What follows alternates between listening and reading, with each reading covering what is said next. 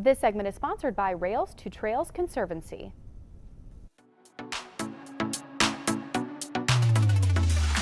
Now that spring is here, many of us cannot wait to enjoy the outdoors. Here to talk about how to make the most out of America's trails is Vice President of Communications at Rails-To-Trails Conservancy, Brandi Horton. Thanks for joining us today, Brandi. Thank you for having me. Of course. Well, Brandi, when I was first hearing about this organization, I was fascinated to see this connection between Rails and Trails and find out how that really works, because it's a pretty unique initiative. Could you just share with us the mission of Rails to Trails for people who aren't familiar? Sure thing. So Rails-To-Trails Conservancy has been around for almost 40 years. We're the nation's largest trails advocacy organization. And the roots of the organization were in converting rail corridors, unused rail corridors, into trails for people to continue to have value and use out of those spaces.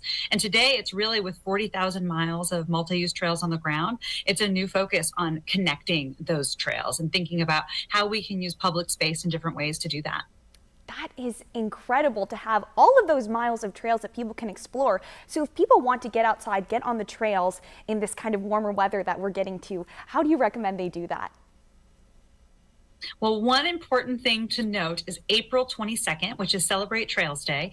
It is a great moment to just kind of put on the calendar, plan to get out on a trail that day. There are events happening all across the country, some events happening in Indiana, but also it's an invitation for folks to just kind of get out there, whether that's dusting off your bike or getting your sneakers out and going for a walk. Whatever it is that excites you, multi-use trails are there to support that. And Indiana has almost 90 rail trails across the state. So there's lots of spaces for people to find and explore and get out and be active.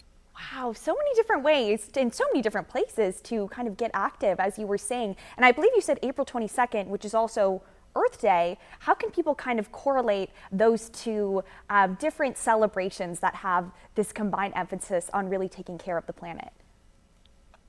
That's right. Celebrate Trails Day does not always coincide with Earth Day, but this is a really unique and special year. And it gives us an opportunity to really focus on the impact that trails have for the planet. So in some places, folks will be participating in cleanup events. Whether or not there's an event near you, you can easily go out there, bring your trash bag, pick up some trash, do your part for keeping the trails clean.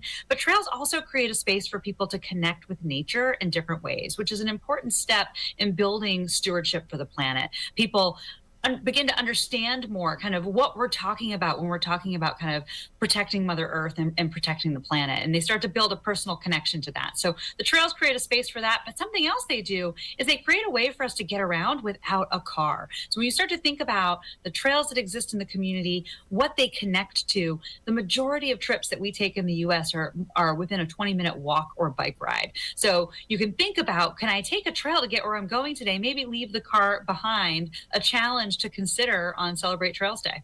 Right, to really think about your transportation, how you can change that and have that perspective of stewardship, as you were saying, which I think is such a great way to think about things. But in this long history of Rails to Trails, have you seen, particularly, in the last few years, as people are thinking more and more about taking care of the earth, a rise in people's use of trails?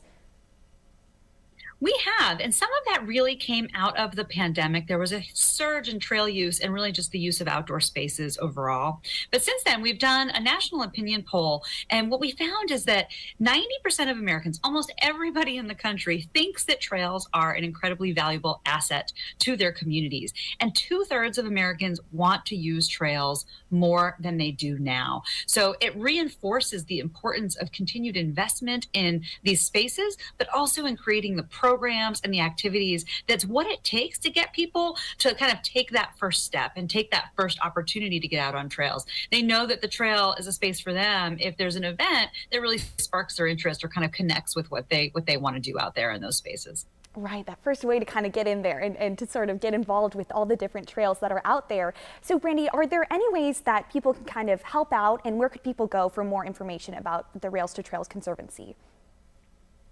Absolutely. The best place to go is rails-to-trails.org. You can get information about how you can support advocacy and maybe take action and kind of showing that trails are important to you.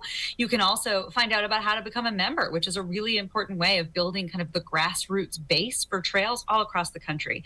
But you can also find out all about Celebrate Trails Day and the fun stuff. So there is a map of events happening all across the country. There's also a lot of resources and ideas for people to get out on trails. So whether that's your first long distance bike ride or figuring out and planning kind of a scavenger hunt in your community so that, you know, your family has something to do on that day, everything in between is all available there.